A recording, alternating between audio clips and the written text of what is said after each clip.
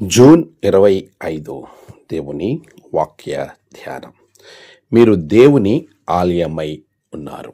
కొరింథీయులకు రాసిన మొదటి పత్రిక 3వ అధ్యాయం 16వ వచనం. మన ప్రభువైన యేసు క్రీస్తు నామములో మీ అందరికీ ఈ ఉదయము శుభములు తెలియచేస్తూ ఉన్నాను. ప్రియులారా, దేవాతి దేవుని మహాకృప మనలను మరొక నూతన దినంలోనికి నడిపించింది. ప్రియ విశ్వాసులారా, ప్రభువులో మీరందరూ కూడా సంతోషంగా ఆనందంగా జీవించాలనేది ఆయన యొక్క ఉద్దేశం, మా యొక్క ప్రార్థన. ప్రభు మనలను తన స్వరూపమందు తన పోలిక చొప్పున నిర్మించాడు. అలాంటి శ్రేష్టమైన ఆశీర్వాదం దేవుడు మనకిచ్చినప్పుడు ఆ శ్రేష్టమైన దీవెనను మనము కాపాడుకోవాల్సిన బాధ్యత మన మీద ఉంది. నిజమే, ప్రభువు ఇచ్చినటువంటి దీవెన ఎంత గొప్పది అని అంటే, మనలో ఆయన నివసించాలని కోరుకుంటున్నాడు. అందుకనే మానవుని హృదయముగే ఆలయముగా మలుచుకున్నటువంటి ప్రభు, మీరు దేవుని ఆలయమనియు మీ హృదయములో ప్రభు నివసించుచున్నాడనియు మీరు ఎరుగరా? నిజమే, మనము దేవుని ఆలయం. ఆయన మన హృదయంలో ఉండడానికి ఇష్టపడుతున్నాడు. అందుకే లవొదికయ సంఘంతో ఆయన అంటున్నాడు, ఇదిగో హృదయం అనే తలుపునొద్ద నిలుచుండి తట్టుచున్నాను అనే మాటను ఆయన పలుకుతున్నాడు.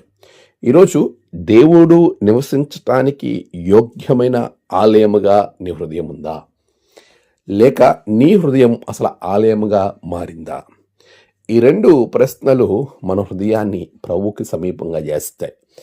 చాలామంది దేవుని ఆలయంగా హృదయాన్ని మార్చుకుంటారు, కానీ ఆ హృదయం దొంగల గుహగా మారిపోవడం, ఆ ఆలయం దేవునికి ప్రార్థనా మందిరంగా కాక దొంగల గుహగా మారడం మనం చూస్తూ ఉంటాం. మరి నీ హృదయం ఎలా ఉంది? ప్రభు నీ హృదయంలో నివసించాలని అనుకుంటున్నప్పుడు, నీ దగ్గర ఉండాలనుకుంటున్నప్పుడు, ఆయన నీ హృదయంలో ఉండడానికి తగిన పరిస్థితులను, తగినటువంటి ఆ పరిశుద్ధతను నీ హృదయంలో ఖచ్చితంగా ఉండాలి. ఉన్నప్పుడు ఆయన నీ హృదయంలోనికి వచ్చి నివసిస్తాడు. నీ హృదయంలో ఆయన ఉంటాడు. ఉంటే ఎంత గొప్ప ఆనందం తెలుసా? మనము ఆయనతో కలిసి భోజనము చేస్తాం. ఇంత గొప్ప ధన్యత, అంత గొప్ప ఆశీర్వాదం ప్రభువునికి ఇస్తానంటున్నాడు. అంటే నీ హృదయంలో ఆనందాన్ని పెడతానంటున్నాడు.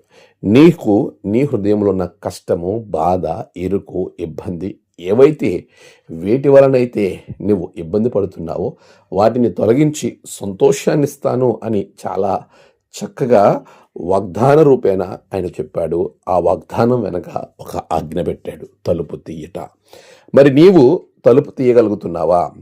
ప్రభు ఆత్మ నిన్ను ప్రేరేపిస్తుంది ప్రార్థించమని, ప్రభు ఆత్మ నిన్ను ప్రేరేపిస్తుంది వాక్యం చదవమని, ప్రభు ఆత్మ నిన్ను ప్రేరేపిస్తుంది పరిశుద్ధ గ్రంథంతో పాటు మందిరానికి రమ్మని. మరి నీవు తలుపు తీయగలుగుతున్నావా?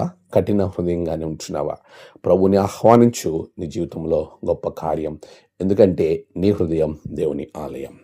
అతి ఆశీర్వాదంతో ప్రభు మిమ్మల్ని బలపరచునుగాక. ఆమేన్. ప్రార్థన. సర్వశక్తిమంతుడా, గొప్ప దేవ, ఆశ్చర్యకరుడా, నీకు వందనాలు. గడిచిన కాలమంతా మీరు తోడుగున్నారు. ఈ ప్రత్యేకమైన దినం నీ బిడ్డల జీవితంలో గొప్ప కార్యాలను మీరు జరిగించండి.